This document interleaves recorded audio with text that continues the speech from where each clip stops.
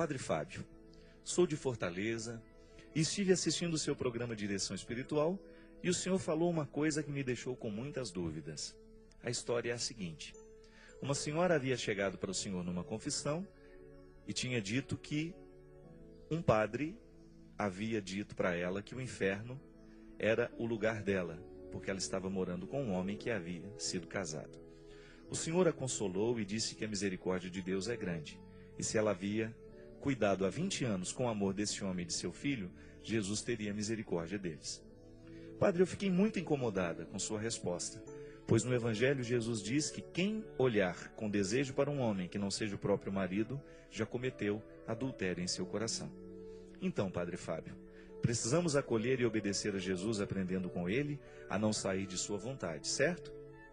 Por isso fiquei preocupada, pois sei que o senhor é um padre que sabe falar coisas tão lindas. Mas o que Jesus diz no Evangelho?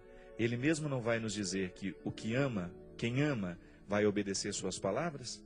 Por favor, padre, eu não quero julgar. Deus me livre de tal pecado, porque sei que sou também pecadora. E tenho muitas dúvidas, mas também não quero ser omissa, pois não compreendi a sua resposta para essa senhora. Grande abraço e que Jesus lhe proteja.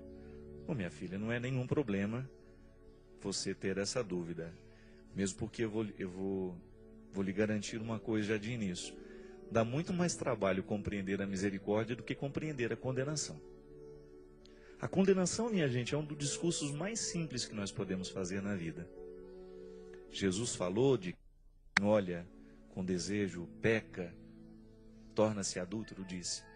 Mas você não pode negar que o contexto dessa palavra precisa ser analisado. Nós não podemos pegar uma palavra bíblica e separá-la das outras. Você não tem o direito de pegar uma passagem em que Jesus diz alguma coisa sem considerar o todo. Dentro da Sagrada Escritura, a gente chama isso de hermenêutica, que é a ciência da interpretação. Nós não podemos interpretar o texto fora do contexto. Essa é uma regra bíblica. Porque senão, a Sagrada Escritura, ela justifica assassinatos hediondos, uma coisa horrorosa. A Bíblia, ela é cheia de histórias terríveis. Depois disso, eu quero fazer uma comparação com outro assunto que eu tenho aqui para hoje também. Agora, a palavra de Jesus só pode ser analisada no contexto da vida dele. E aí eu lhe pergunto, a quem Jesus condenou? O que Jesus condenou ao longo da sua vida? Por isso, minha filha, você disse muito bem. Você disse aqui, padre, o senhor disse que Jesus teria misericórdia deles. Claro, e foi só o que eu disse. Eu não posso dizer mais do que isso, porque eu também estaria fazendo julgamento. E eu não tenho direito de julgar. Agora, uma certeza eu tenho.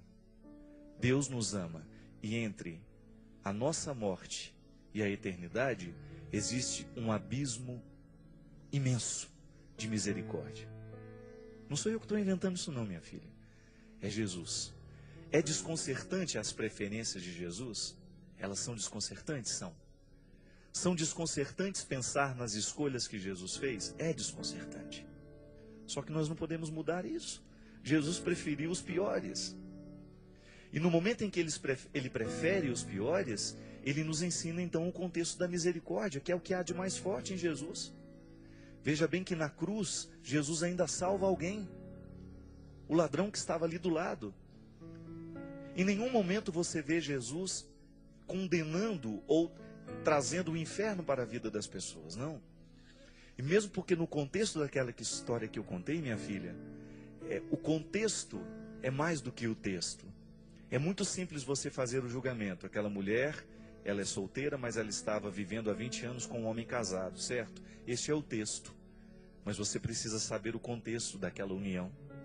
O que nos condena, o que nos salva, não é só o texto.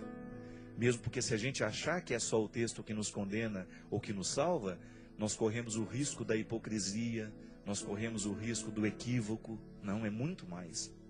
É o contexto de uma vida. Tá certo, a palavra de Deus, ela pode ser aplicada ali, depende do contexto. Agora, eu não tenho coragem de dizer que eles estão no inferno. Com toda sinceridade, eu não tenho autoridade para isso. Da mesma forma como aquele padre que diz também não tem.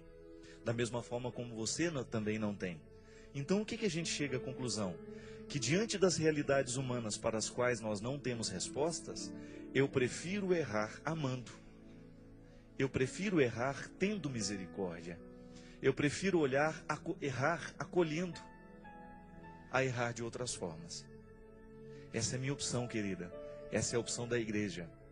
A opção da igreja está em determinar as regras, mas essas regras não podem nos sufocar, elas não podem se tornar instrumentos de condenação para nós, mesmo porque a igreja não tem autoridade para isso.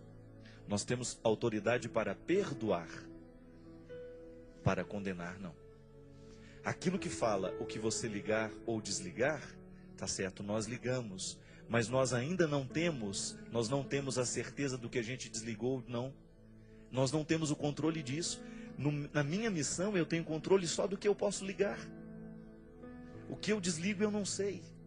Foge da minha inteligência, foge da minha capacidade de análise.